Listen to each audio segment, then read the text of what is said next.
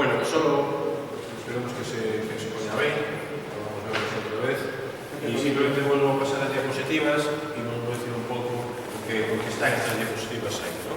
Son dos portadas de dos libros. Este, por exemplo, é un libro que se vendeu muitísimo, foi un libro de ano de Inglaterra hai 4 anos. O señor, un periodista, se fixo famoso andando, ele fixo famoso o Camiño de Santiago, tan famoso que ahora, neste momento, se inaugurou aí 2 semanas, me parece, un mes, 15 días, unha exposición na Cidade da Cultura de Santiago e ele está no catálogo. É dicir, é un texto moi breve no catálogo, lo chamaron, eu penso que por esta popularidade, ¿no?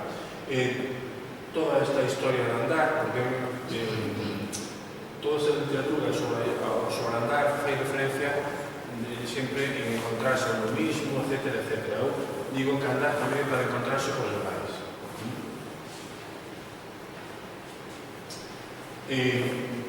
Tamén desde Galicia hai estas reflexións sobre o camiñar, e este tamén un libro de moito éxito, ten 15 anos, e é moi simpático, moi curioso, porque este fai o camiño de Santiago ao revés. Empeza en Fisterra e vai ao revés.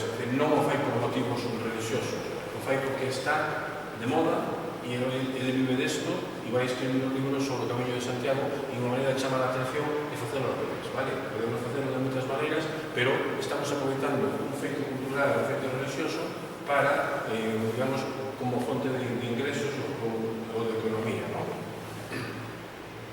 Perdón, vou para atrás. Ben, eu, agora aquí non se ve ben, unha foto oscura, eu reclamo volver a andar os vellos camiños. Os vellos camiños, por qué? Porque teñen historia para contar.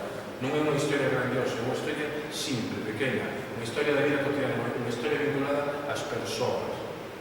Ao feito, como por este camiño, pasaba un paisano todos os días porque iba colgando o monte, ou iba a traballar as fincas, ou iba a unha robería, ou iba a ver unha moza, que tamén pode ser. Esas son as historias que a mí me interesan, máis que as grandes historias. Por lo tanto, penso que no Camiño de Santiago, aparte de Camiño de Santiago, hai camiños locales e ten unha relación con estes efectos pequenos, pero que sí, que son os que crean unha sociedade e que nos crean tamén lazos entre todos, non? Bueno, esta foto, aquí no Camiño Inglés, apoio, non só para que se me vesa, se ten 4 ou 5 anos, para que se me vesa calva, sino porque iso é a miña maneira de andar, escoitar. Eu quero escoitar a xente que está neste camiño.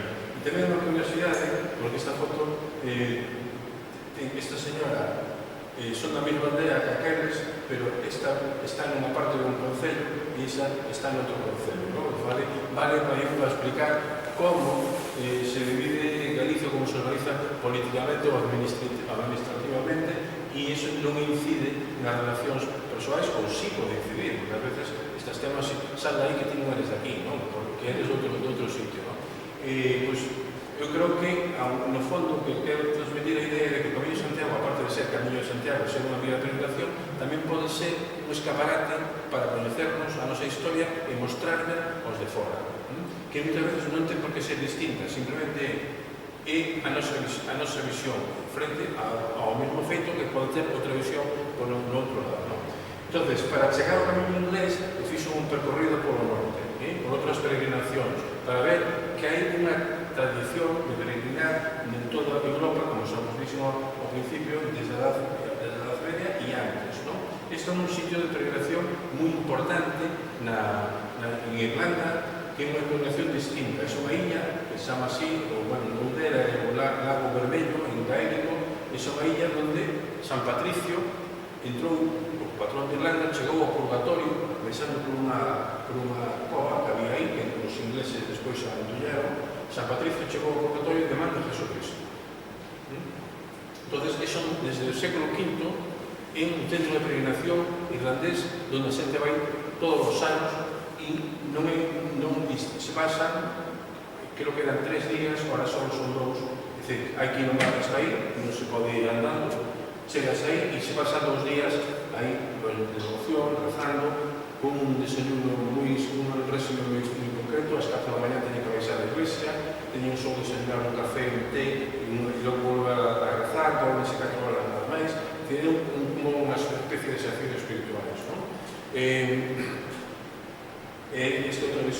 de San Patricio, e logo te traigo isto aquí porque por dúas razóns ou tres. Ahora teño que buscar o nome que se non acordo. Hai un peregrino que ven a Santiago e que foi tamén parte do camiño en inglés, que vai a Santiago, vai a Fisterra e de Fisterra vai aquí.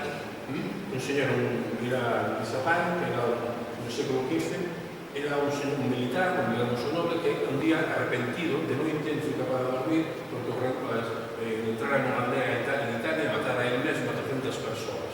Entonces, se arrepinte, fai o camiño de Santiago, chegou a Santiago e non debe estar convencido, chegou a Fisterra, non debe estar arrepentido de todo, ou pensou que ainda non perdonar todos os pecados, e chega a Irlanda. E vai a este sitio onde tamén fai penitencia. Ben, San Patricio é un santo de moita devoción. Esta outra peregrinación en Irlanda, na costa oeste. Este faise ao finais do mes de xullo, suben un monte, o vedes aí, e suben así, pero te vedes que hai tamén moitísima xente. É un feito religioso, pero tamén aí son van irlandeses. É tamén un feito social, un feito que identifica como un país. Moitos deles van en este aspecto, descalzos.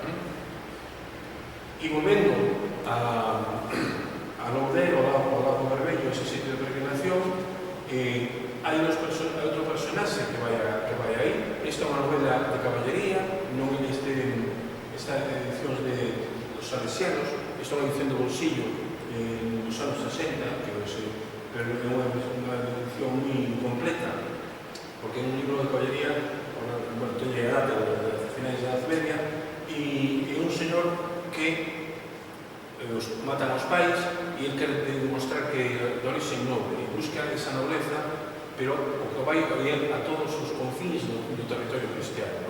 Vai hacia a India, vai a Quito e ao final chega tamén a Santiago de Compostela, porque o Papa le di que ten que ir a Santiago de Compostela, chega a Fisterra e ao final tamén acaba nese sitio en Irlanda. Isto é novela, digamos, é ficción, pero iso quere dicir que o tema de Santiago, o Camiño de Santiago, Fisterra e Irlanda, as Illas Británicas, formaban parte dese conxunto, dese mundo simbólico ou desa cosmovisión, vale? Isto está aquí no Camiño Inglés, non está en Irlanda, pero ben, porque outro personaxe que tamén fixo o Camiño Inglés ao revés, que vai a Santiago, Fisterra, e logo ven facendo o Camiño Inglés para seguir no norte de Europa, é un obispo armenio, Marcios de Azerbaiyán, un personaxe curioso porque se sabe moi pouco da súa vida. Escribiu un libro e se encontra en Francia no século XIX e o traducen ao castelán, e este personaxe, que cando chega a Fisterra le dicen: como pasou usted se hai un monstro no camiño? Bueno, esta foto ven para recordar que no camiño tamén pode haber un monstro, e que ás veces os monstros os creamos nós. Ben, outros camiños en Inglaterra, logo vos pongo outro mapa, é un camiño, un país, a illa británica, cheo de camiños de peregrinación por todos lados. Tuveron moito éxito, foron moi importantes hasta reformas, Henrique VIII e Isabel I, que aí, por decreto, casi se suprimen, se eliminan os conventos, se eliminan un dos centros máis importantes que agora nos pongo no camiño, este de Canterbury ou de San Andrés en Escocia, pois apenas San Andrés non existe, existen as ruínas do que foi un dos templos máis importantes das Illas Británicas. Este é o camiño a Canterbury, de Winchester, estánse revitalizando agora, incluso, para que vexades, estes son outros camiños que se sacan do mapa, como está a señalización. Estes son os peregrinos irlandeses do norte de Inglaterra que deixaban por aquí, non pasaban o mar por aquí porque era peligroso e cruzaban esta península que por valles de diversos aspectos, que deixaban o barco nesta parte e lo recogían do outro lado, e se chaman esos camiños de todos os santos. Son camiños de peregrinación que agora se están revitalizando. Incluso, tamén estamos no aspecto social, económico, incluso, pois, que podes crear ti a tua propia camiño de peregrinación. É dicir, estamos xa na fase totalmente mercantilizada do concepto. Ese outro camiño en Cornualles, aí se señalan as iglesias, as casas onde onde se pode estar, etc. É o camiño de todos os santos, non? E isto de San Andrés, outro San Andrés, o patrón de Escocia, que está de arriba, San Andrés, onde moitos seguramente podedes coñecer polo golf, que é un dos campos de golf máis importantes do mundo, de un campeonato moi importante, unha catedral que tamén unha universidade que é moi importante, e iso é un camiño que agora se está revitalizando. E a polémicas que hai aquí, de que hai camiños ou non camiños, aquí tamén teñen polémicas que o poñen por zonas máis fáciles e non por zonas máis interiores que o camiño máis histórico. Ben, e por que vos falo todo isto? Bueno, chegamos aquí, coa reforma inglesa se destruíron moitos templos, moitos mosteiros, e moitas imaxes acabaron no mar para protegerlas, non? É dicir, incluso hai xente que algún historiador de arte que dice que incluso a Virxen da Barca, que é de finais do 14, ela incluso podía ser unha imaxe destas que chegou do norte tamén para salvarse de saqueiro. E esta é unha desas imaxes que chega aquí, atraen un inglés, ninguén se coñece o nome en inglés, sino que se coñece que esta imaxe é a Virxen da Cadea, e ten unha lenda que é común en moitos santuarios, seguramente o señor Bispo que na súa terra hai unha imaxe que apareceu, os veciños se levaron para a iglesia, volvían ao día seguinte fora da iglesia, non estaba, e volvía a estar no mesmo sitio, volveron a levarla para a iglesia, unha lenda moi común que demostra que esa imaxe preciosa quere estar en determinado sitio. E pois o castigaron, digamos, así, mataron e non pudo marchar para outro sitio. Que quero dicir con isto? É unha imaxe que aquí, aparte da devoción que a xente de Pontero e o que significa religiosamente, tamén é unha imaxe que identifica a parroquia de Neda con esta imaxe, coa xente. Entón, é máis que unha imaxe religiosa, un símbolo para unha comunidade. E iso ten que ver tamén con todo este camiño que demos polo norte de Europa. Ben, rematando, hai cousas no camiño, moitas cousas que nos poden interesar, como estas lendas, esta Ponte Visoi, perdón, a Ponte do Río Amplio, que a lenda de Rosín Rosán, que é unha lenda que identifica totalmente as terras do Eure. Temos moitas cousas, fontes, temos un listado feito de fontes, algunhas monumentales como esta, no mural, outras monumentales como está aquí, aquí aí arriba no Ferrol, que parece, por exemplo, hai un viaxeiro inglés que na segunda metade do século XIX escribe unha guía que utilizan moitos ingleses, que é moi curioso porque nos momentos ingleses e os americanos tamén só falan de vitorias e de éxitos, nunca falan dos fracasos, e este dice que aquí en Ferrol en 1800 os ingleses, a máis textualmente, metemos a pata militarmente, é dicir, tuveron unha derrota. Entón, ele fala desa fonte e fala de que ten o símbolo do farol, que é o origen de Ferrol, que é unha lenda, pois que non é o origen do Ferrol, non ven de Ferrol, pero está aí tamén. Por que traemos estas fontes? Porque son lugares, algunhas delas vinculadas tamén con cultos, e son lugares non só para beber, sino tamén para encontrarse coa xente e falar e relacionarse. E tamén porque moitas delas encontramos o cartel de que non há agua potable, agua non tratada. Tamén podemos facer, se queremos ser ecologistas, unha reivindicación de que estas fontes teñen que estar, debíamos poder beber en todas estas fontes. Árboles importantes, con lendas. Esta tamén aí o Pedro Soldado Conceiro, que están as travesas, onde se cruzan os do camiño que vai da Coruña o que vai aquí de Ferrol. Está vinculada tamén a unha capela, a un culto, a un campo de feira, e tamén encontramos cousas feas.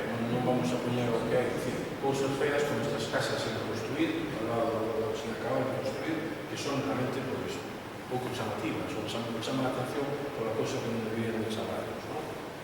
Pero eu penso que o camiño ten que axudarnos a reflexionar, a sermos mellores persoas, e hai lugares onde vale a pena camiñar, como este que entrando en Santiago de Compostela. Hai outras zonas onde non é tan fácil camiñar, porque temos que cruzar a autostrada, temos que cruzar vías de ferrocarril, temos que cruzar polígonos industriais, incluso a veces sin salida, etc.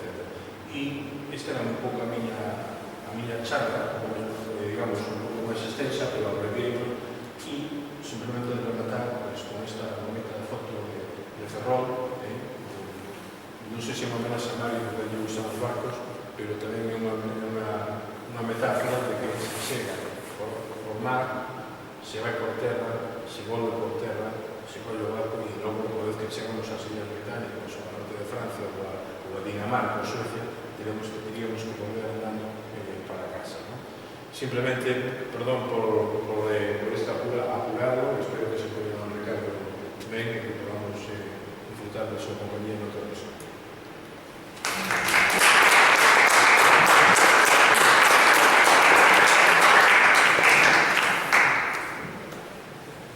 Sí, si teña alguna pregunta, sí.